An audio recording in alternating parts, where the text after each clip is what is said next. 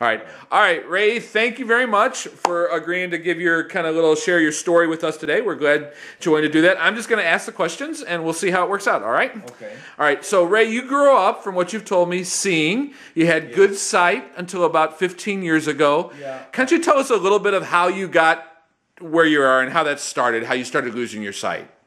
Well, actually, I've always had bad eyes, but I started losing my sight around 25.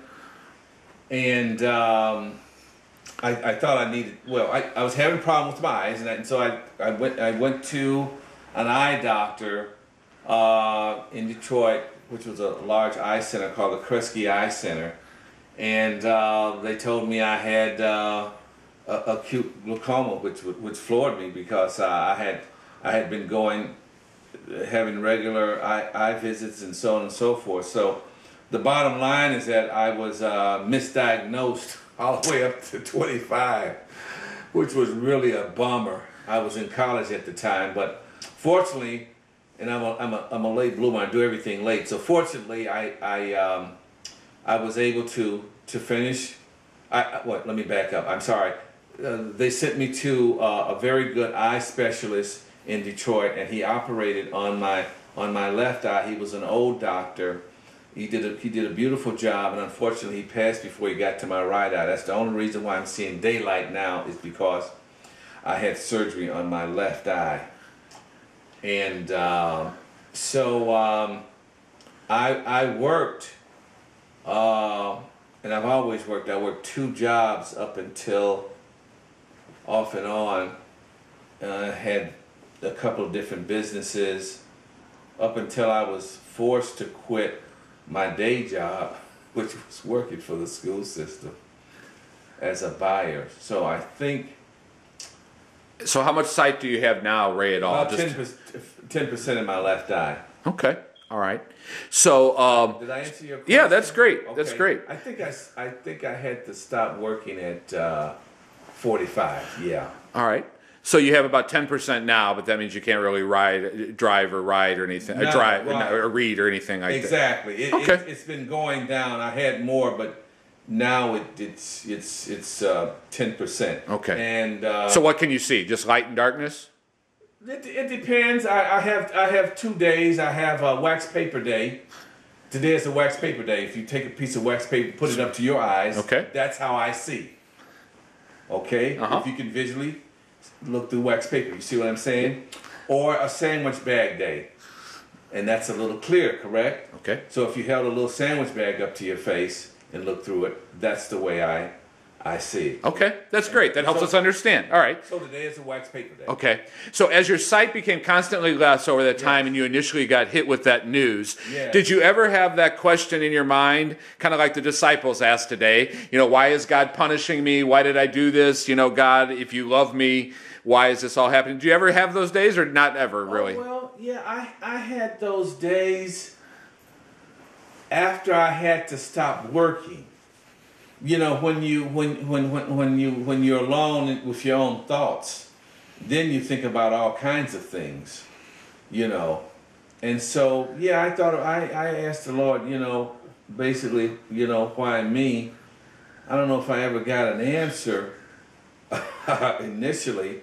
I think my answer came over time. And what was the answer? What has God taught you through this whole losing your sight blindness thing? Well, it's been a blessing and a curse.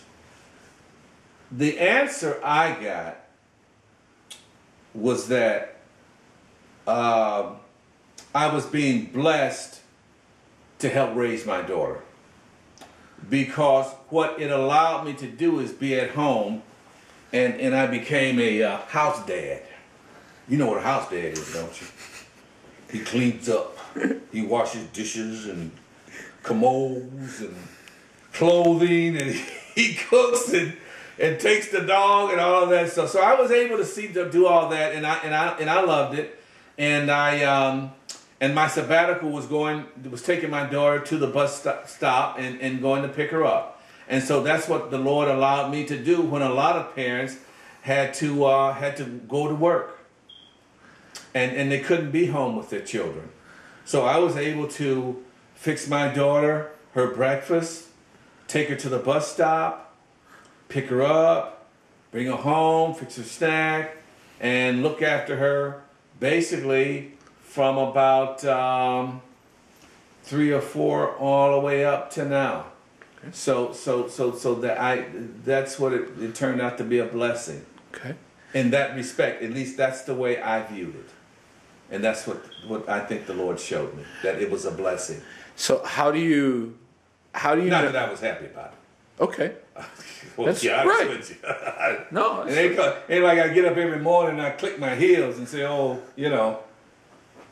I'm happy, I'm a happy camper, which that's not always the case, What would you say? How do you know God differently, or how has it changed your view of God or Jesus or your relationship beyond the blessing as you've gone these 15 years? Yes, I've had to lean on Him more, definitely, pray more, and listen more, and I believe I can hear the Lord a little bit better. Sometimes it's hard to decipher whether the Holy Spirit is talking to you or is something, you're hearing voices in your head. So yes, it has helped me tremendously in my spiritual life.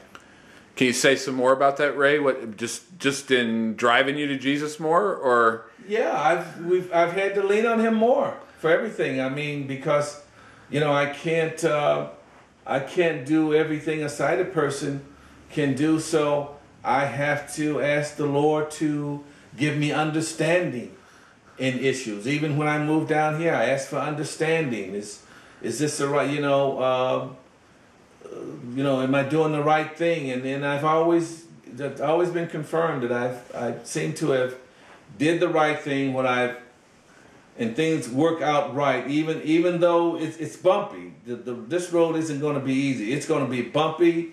Sometimes tire's gonna bust and you're gonna slam into a side rail, but the Lord is going to see you through. That's my experience. This is my own personal testimony. I can't testify for nobody else but me.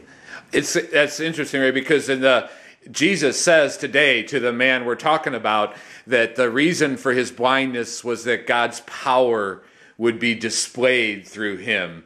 Do you think God's power power and His glory has been displayed even through your handicap? I believe it has for people who are close to me and see it. And not everybody does. I think people still close to me question some things I do, and sometimes folk they remind me that I can't see. That I need reminding because they don't want me to do too much. That's baloney. I'm getting ready to do a lot of things. I used to paint before I got blind. I'm getting ready to start painting. I got about a half a dozen things on a drawing board. Probably more than a sighted person got. That kind of goes to the next question then. So what opportunities for ministry or mission or serving others has God opened up for you that probably you would have never taken hold of, besides the one you talked about already with your daughter? What other advantages or opportunities for service have come open that as a sight challenged person that you wouldn't have had? Well, in Detroit, before I left, as you know, I started what I call a VIP center out of my church, visually impaired people. And it's been going on now for about 6 or 7 years, and to my surprise, it's multicultural. It's not fancy. It's very simple. We give a devotion once a month, at least the third Thursday of the month. We give a devotional and a lunch, and fellowship to blind folk as an outreach. And to that thing is still going on. People flock there to be a part of it. It's taken on a life of its own, and I would not have started that. And I started it with the help of an elder. His name is Cliff Hatcher, who's now passed. And my daughter's godfather, he helped me somewhat. His name is Tony Winham. He's down in Atlanta, Georgia now. I couldn't have started that, and I wouldn't have started it if I was not visually impaired. I saw a need that visually impaired folk needed a place to fellowship and to talk about their spiritual life and their spiritual being in Jesus and those sorts of things. And so that's how I started it. And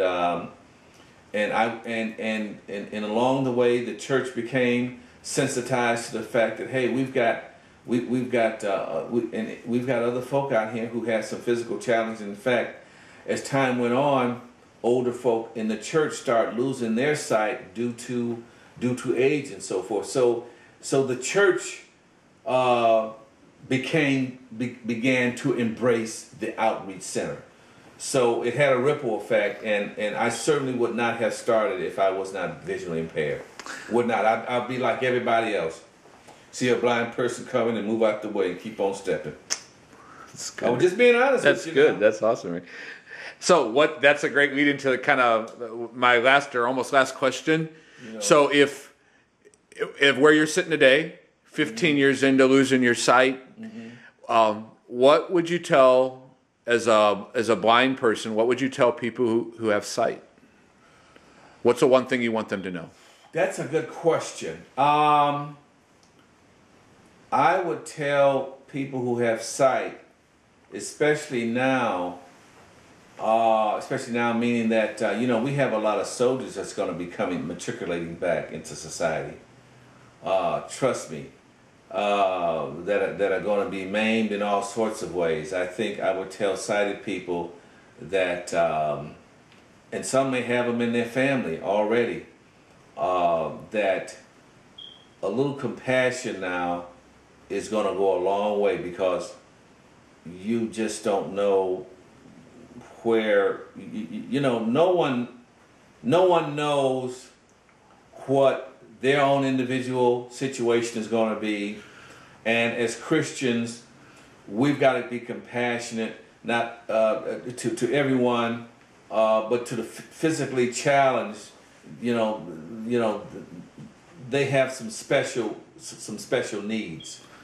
Just by simply stepping by and opening the door. So, but I'm kind of happy that down here, I know my personality helps a lot, but people help me a lot. But that's because I think of my personality. But now I've met some physically challenged folks who's got some raunchy personalities, and still I think you need to just open up, stretch your hand out, shake their hand, say, "Can I open the door for you?" or get you a glass of water or a cup of coffee, and I think it's going to help them and it's going to help you.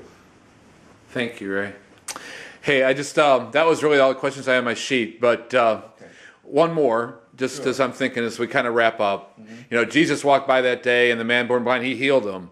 Do you still go? I mean, do you have hope that God restores your sight? Is that still part of your going, or how do you do it that day by day? And maybe the possibility that it never happens before you see him face to face. Well, that's an excellent question. The way my faith operates is yes. I'm looking for my sight to be restored in some capacity. Maybe not 100%, but better than what it is now. And I think for two reasons. Number one, I think the Lord is going to play a hand in it. Number one. And number two, I believe if I'm blessed to live long enough, I think technology is going to play a hand in it. Meaning that they're probably going to come up with a chip pretty soon and put it right in my brain, and then I'll be able to see. Thank you, Ray. I'll be able to see through kryptonite. Awesome. I'm just kidding. I'm just kidding. Thanks, Ray. You want to say goodbye to the folks? Oh, I forgot I was on. I forgot you were filming this thing. Yeah. Okay. All right. Thank you so much, Ray. No, thank you, and God bless.